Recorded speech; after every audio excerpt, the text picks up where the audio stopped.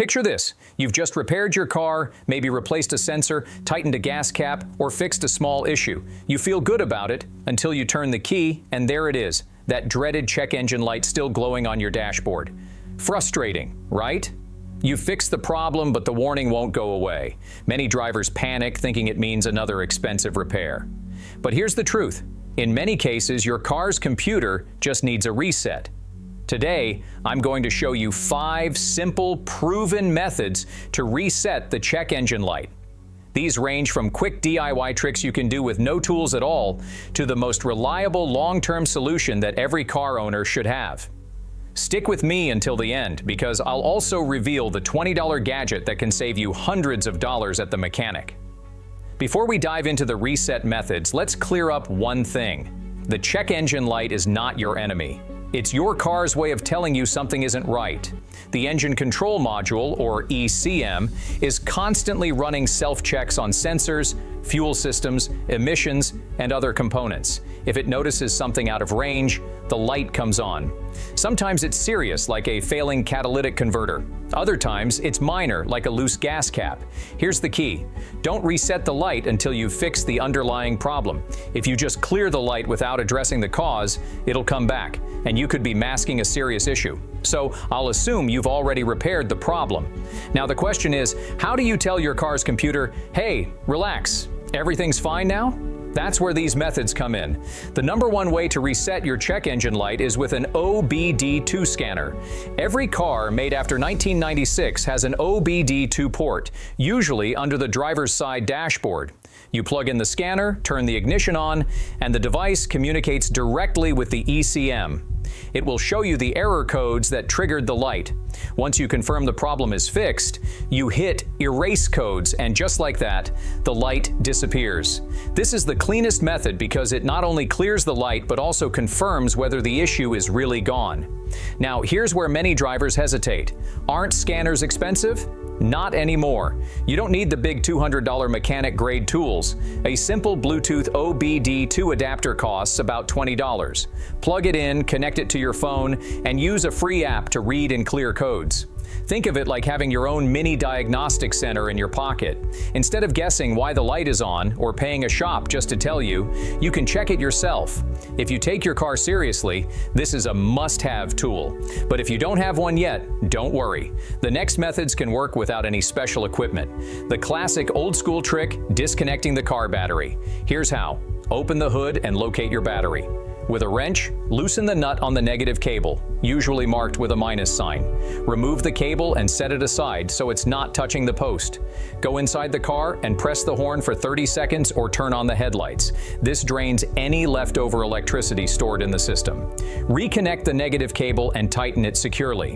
What this does is cut power to the ECM, forcing it to reset. The upside? It's simple and effective. The downside? It wipes everything. Your radio presets, clock, even seat memory in some cars. So when you start it up again, you'll be setting things back manually. Still, if you want a quick reset and don't mind reprogramming your stereo, this method works. This next method doesn't require tools or even touching the battery. It's called ignition cycling.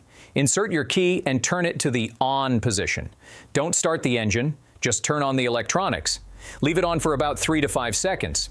Switch it back off and wait 1 to 2 seconds. Repeat this cycle 5 to 10 times.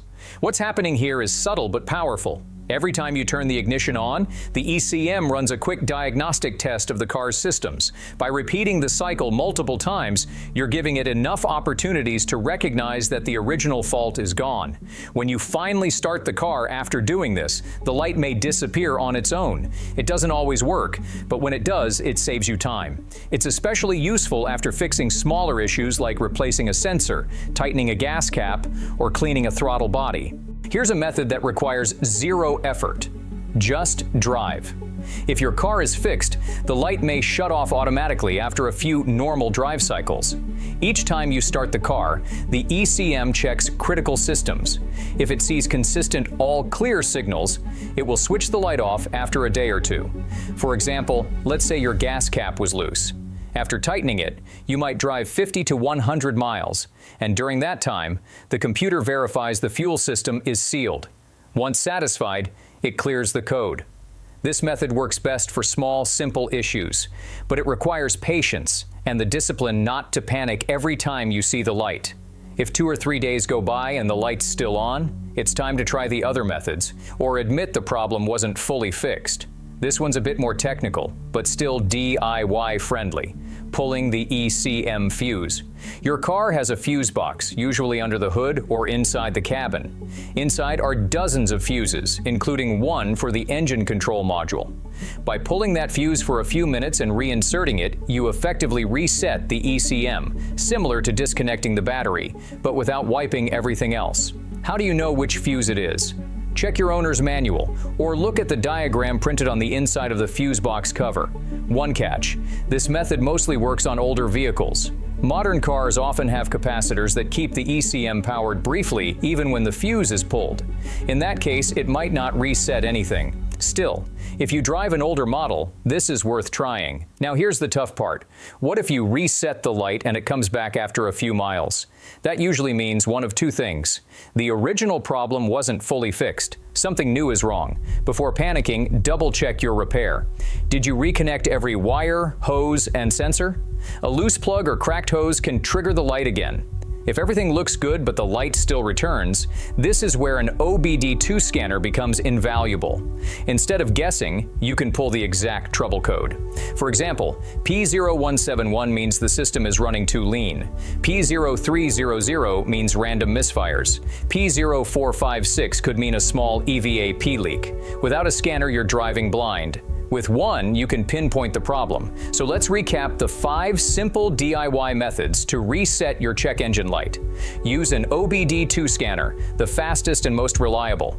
Disconnect the battery, cycle the ignition, drive normally and let the computer reset itself. Pull the ECM fuse, best for older cars.